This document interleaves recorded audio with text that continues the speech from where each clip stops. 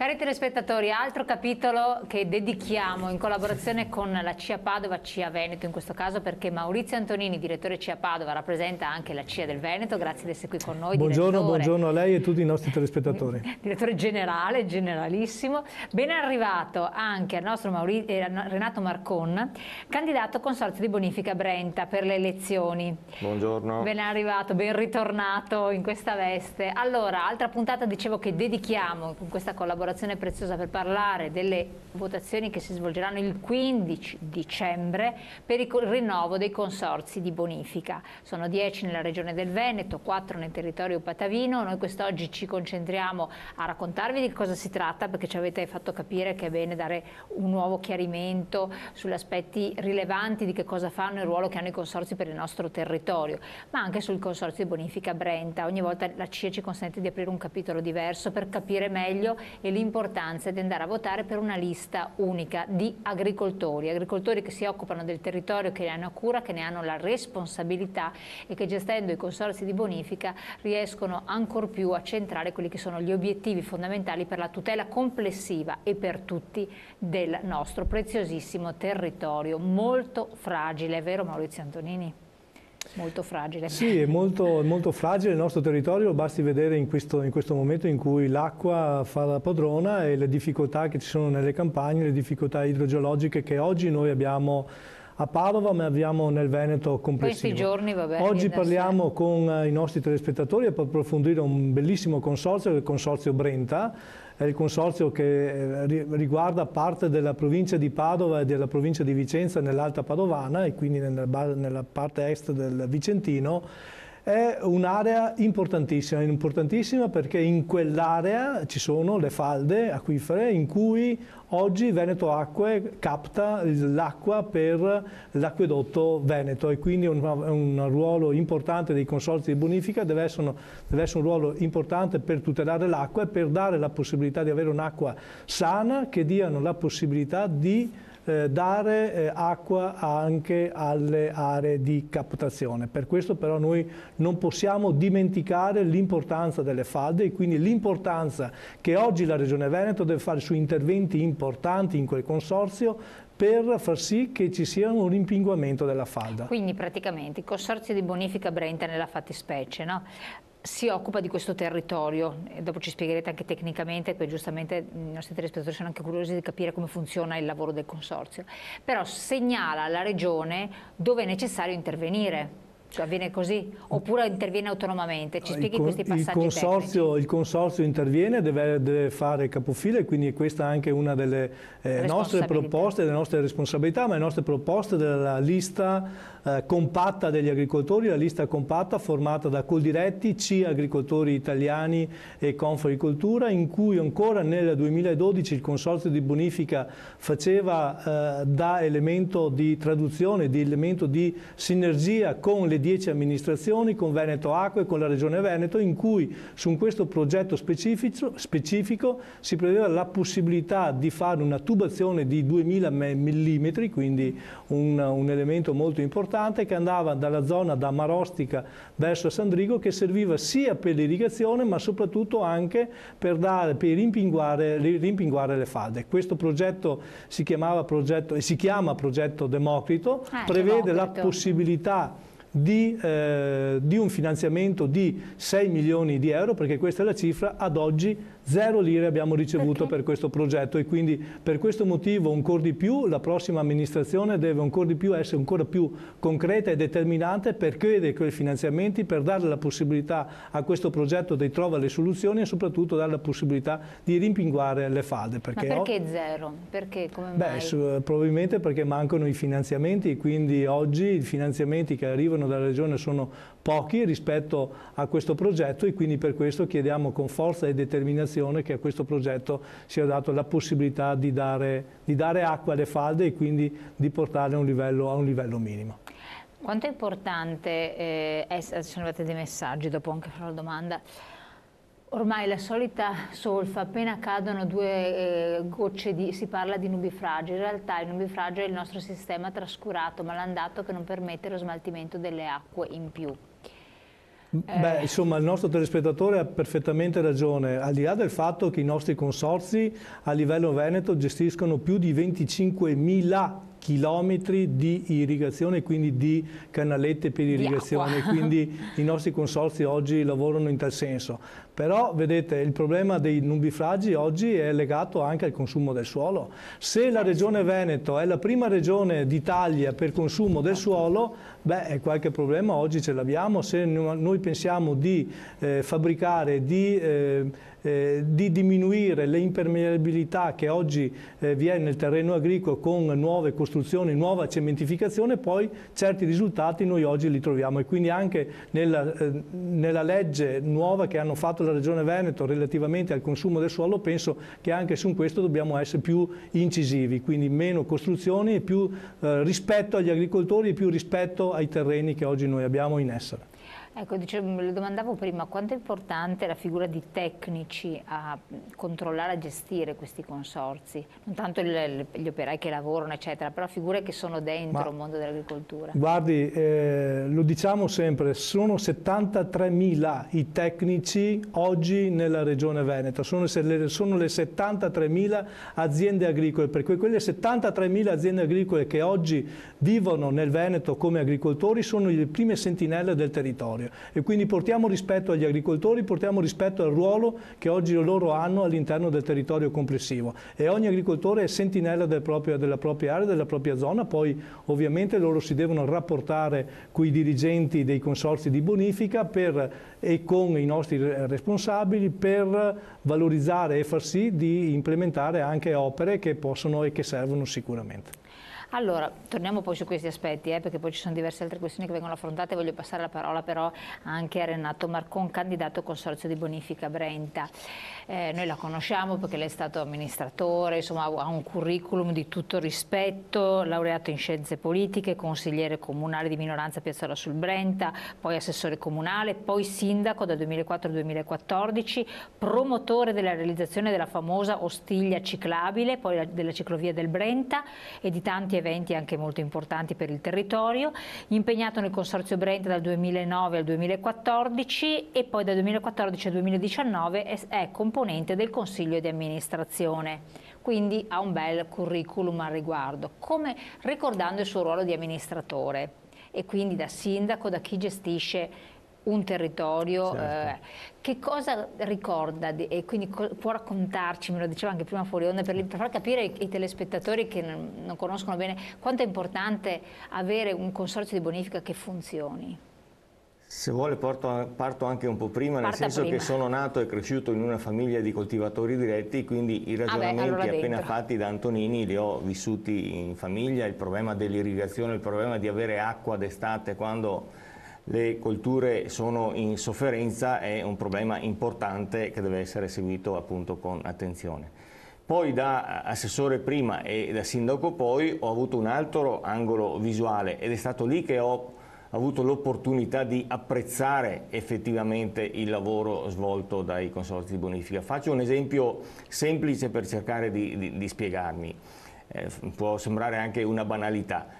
I problemi dell'acqua non seguono i confini amministrativi del comune, quindi anche noi avessimo un comune virtuoso che si spende al meglio, come magari auspicava anche il nostro telespettatore che ci ha inviato quell'SMS, per tenere in ordine i canali nel proprio ambito amministrativo. Se il comune che sta a monte e il comune che sta a valle non fanno altrettanto, non hanno altrettanto un approccio virtuoso, quello sforzo, ma vorrei dire quei soldi spesi da quel comune, corriamo il rischio che siano soldi spesi invano. Allora ecco che serve un ente che abbia una visione dall'alto, una visione più ampia.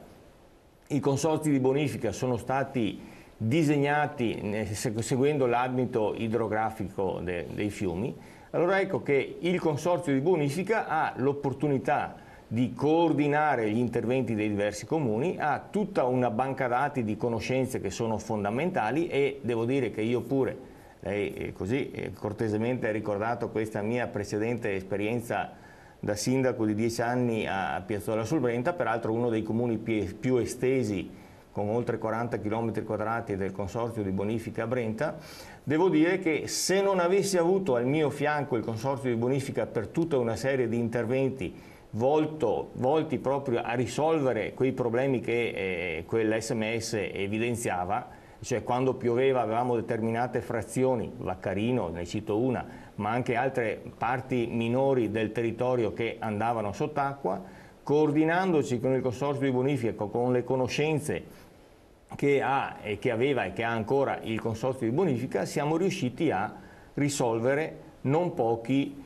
problemi critici che avevamo appunto nel nostro territorio. Per questo dico, da ex sindaco sottolineo l'importanza dei consorzi a beneficio anche dei comuni, quindi a beneficio dei cittadini, perché a volte c'è qualcuno che dice ma i consorzi servono solo agli agricoltori, servono solo all'irrigazione. No, i consorzi hanno quantomeno due versanti su cui lavorano. Quello dell'irrigazione senz'altro, come giustamente diceva Antonini prima. Guarda che viviamo dei proventi dell'agricoltura. Progressivamente passare da una irrigazione a scorrimento, che è quella che abbiamo ereditato dalla nostra storia, a una irrigazione a pioggia, consente un risparmio dell'acqua e già questo è un dato importante per la nostra economia. Ma poi c'è tutto appunto la questione relativa alla bonifica, e cioè a evitare che quando piove l'acqua rimanga sulle nostre strade, perché poi che salga. La storia è quella della urbanizzazione che il Veneto, e non solo il Veneto, tutta Italia hanno conosciuto dagli anni 60 in poi, e non sempre accompagnata da altrettanta oculatezza rispetto al problema dello smaltimento delle acque. Vede, tutto sommato è recente la normativa. Io da sindaco ho seguito il PAT, come si chiama adesso il piano regolatore, ed è la normativa attorno al 2010 che ha obbligato i comuni, nel momento in cui andavano a individuare nuove aree di urbanizzazione, di occuparsi anche del piano delle acque. Prima, quando si facevano i piani regolatori, c'era solo la preoccupazione di vedere dove andare a costruire le case, vedere dove andare a costruire le fabbriche. Se noi torniamo per un attimo con la memoria al famoso, tristemente famoso, 2 novembre del 2010, quando gran parte del Veneto è finita sott'acqua, probabilmente ci tornano alla mente, almeno a me ritornano alla mente, immagini di determinate zone residenziali o zone produttive realizzate a fianco degli argini dei fiumi. Allora, senza essere geologi, capiamo tutti che se ci sono gli argini, probabilmente nell'immediatezza non era una zona dove andare a realizzare un'area residenziale o un'area produttiva. Ecco, per molti anni, purtroppo per molti decenni, non per molti anni, per molti decenni, quando si pensava ai piani regolatori, ci si preoccupava solo di dire ma dove facciamo l'area di espansione?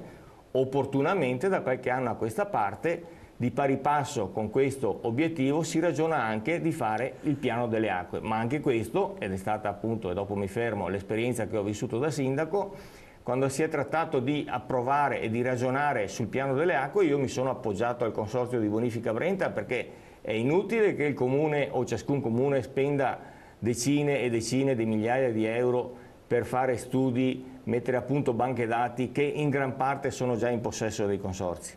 E quindi, a maggior ragione, ripeto, il tema della collaborazione comuni, consorzi di bonifica è uno dei temi principe di questi anni.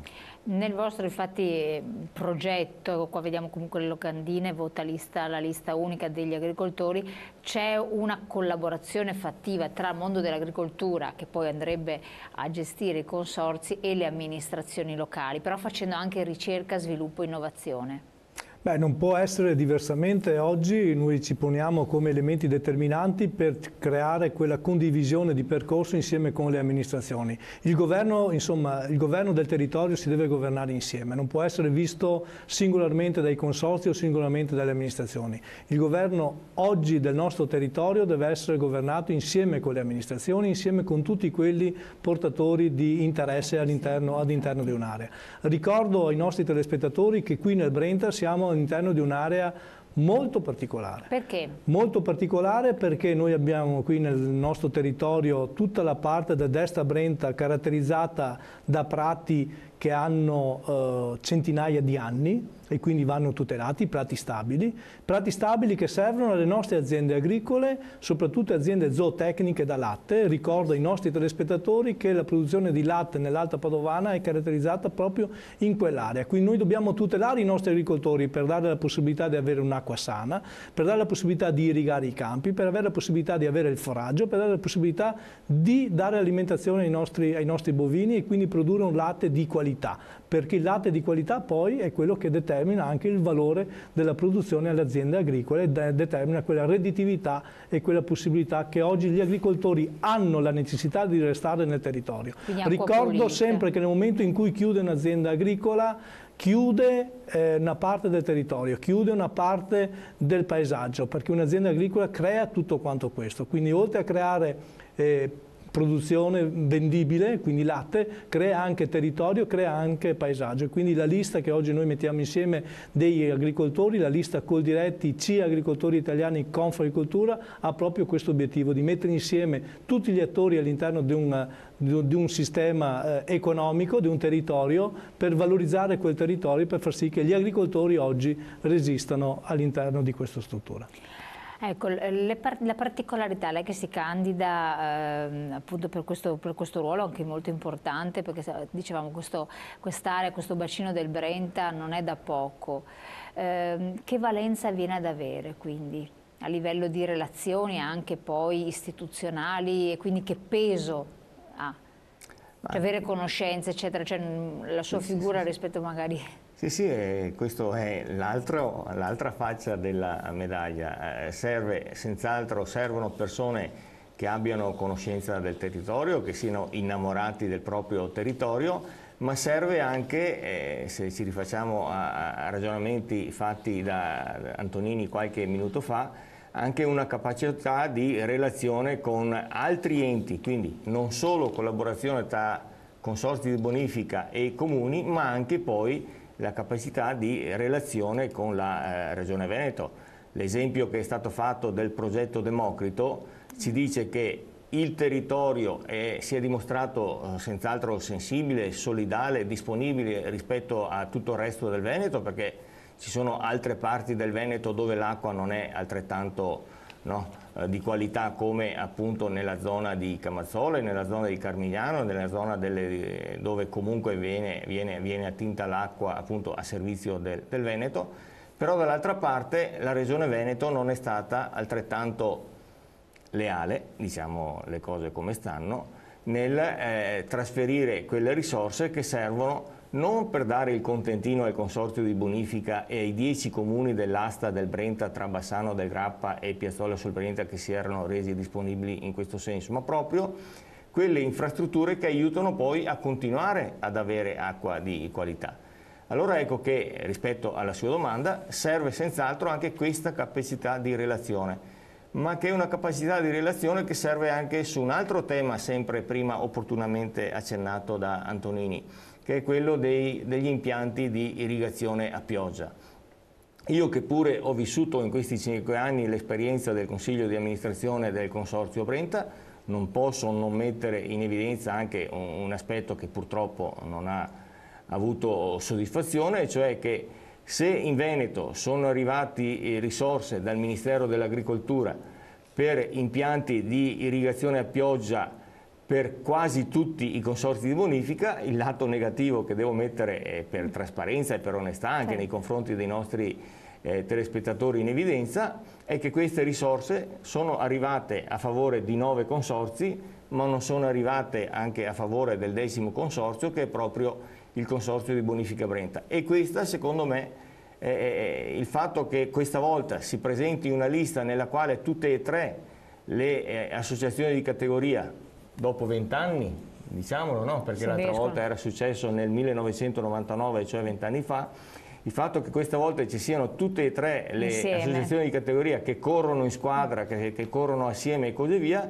rispetto al tema delle relazioni istituzionali tanto verso la Regione quanto verso il Ministero dell'Agricoltura, secondo me ha un peso ben importante e quindi è senz'altro di buon auspicio. Interrompo un attimo, abbiamo la pubblicità che incombe. Torniamo a spiegarvi di questo, poi se voi avete delle domande fatecele pure, a tra poco dopo la pubblicità.